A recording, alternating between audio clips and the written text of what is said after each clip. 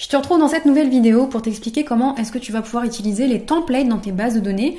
Les templates, ça va te permettre tout simplement de créer des modèles qui vont te faire gagner beaucoup de temps dans ta création de contenu dans tes différentes bases de données. Donc je me suis remis sur le calendrier édito pour te donner un exemple concret encore une fois. Donc je te l'expliquais dans le module numéro 1, je te montrais comment créer un bouton modèle dans tes pages. Et bien là je vais t'expliquer comment créer un template dans tes bases de données. Donc tu l'as remarqué et je ne l'ai pas encore abordé, quand tu es sur tes bases de données, tout à droite, tu as ici un bouton qui s'affiche sur lequel tu vas pouvoir soit créer une nouvelle page dans ta base de données, tu peux le faire également bien sûr en cliquant sur nouvelle page ici, mais depuis ce bouton-là bleu, comme tu peux le voir, tu as une petite flèche qui s'affiche tout à droite et quand tu cliques dessus, eh bien, tu vas avoir la possibilité de créer un nouveau modèle. Un modèle, c'est quoi? C'est ni plus ni moins qu'un template préconfiguré qui va s'afficher à chaque fois que tu auras sélectionné ce modèle en particulier sur une page. Par exemple, ici on est sur un calendrier édito et donc dans le template qui est proposé dans la boutique, j'ai préconfiguré déjà 4 modèles propres au calendrier édito, c'est-à-dire un modèle pour Instagram, un modèle pour le podcast, un modèle pour les articles de blog et un modèle pour créer des vidéos YouTube. Donc si je me mets par exemple dans le modèle Instagram, je vais venir cliquer sur les 3 petits points ici et venir modifier ce modèle. Donc à l'intérieur de ce modèle, voilà ce que j'ai. J'ai une petite checklist, j'ai de quoi importer mes images de couverture et vidéos s'il y en a, j'ai de quoi rédiger la description de ma capture de mon post avant de le publier et j'ai également intégré dans ce template un compteur de caractères qui va te permettre de copier ta description pour t'assurer en fait que ça ne dépasse pas les caractères prévus pour Instagram. Donc ce template, en fait, je l'ai préconfiguré.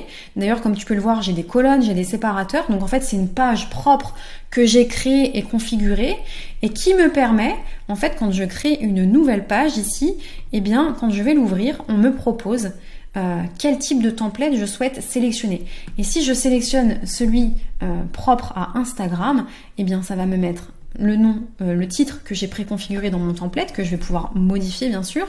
L'avantage, c'est que ça va m'uploader le bon icône en fonction du template que j'aurais sélectionné. Et ça, dans les calendriers édito, moi j'aime bien, puisque du coup, j'ai un icône propre pour chacun des réseaux sociaux sur lesquels je suis présente. Et je vais pouvoir ensuite utiliser ce template et venir remplir les informations propres à la création de ce contenu en particulier. Donc je pourrais l'appeler contenu numéro 10. Hop. Et finalement commencer à préparer mon contenu avec ce modèle qui est déjà préconfiguré en fait, que j'ai déjà pensé en amont pour me faire gagner du temps dans ma production de contenu.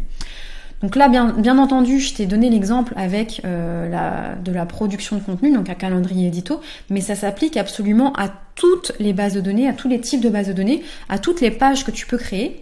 Et dans ce template d'ailleurs, on a également une nouveauté qui est apparue cet été, qui te permet en fait de sélectionner un template par défaut.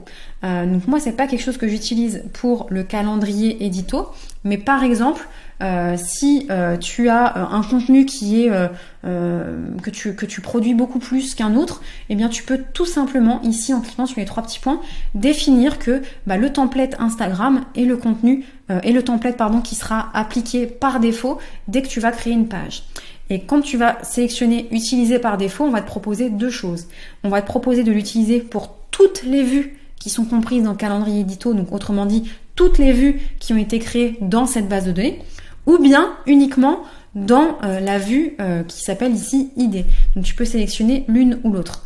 Si je sélectionne celle-ci par exemple, qu'est-ce que ça va avoir pour effet? Quand je vais créer une nouvelle page, eh bien on m'a pas demandé cette fois-ci, comme tu l'as vu tout à l'heure, quel modèle je souhaitais utiliser, ça me l'a attribué par défaut. Donc ça encore, c'est un moyen de gagner du temps. Hop, je vais le supprimer. Voilà pour cette vidéo, pour t'expliquer comment utiliser les templates. Je te conseille vivement d'en utiliser parce que c'est ce qui va te faire gagner énormément de temps. C'est tout pour cette vidéo et je te dis à très vite.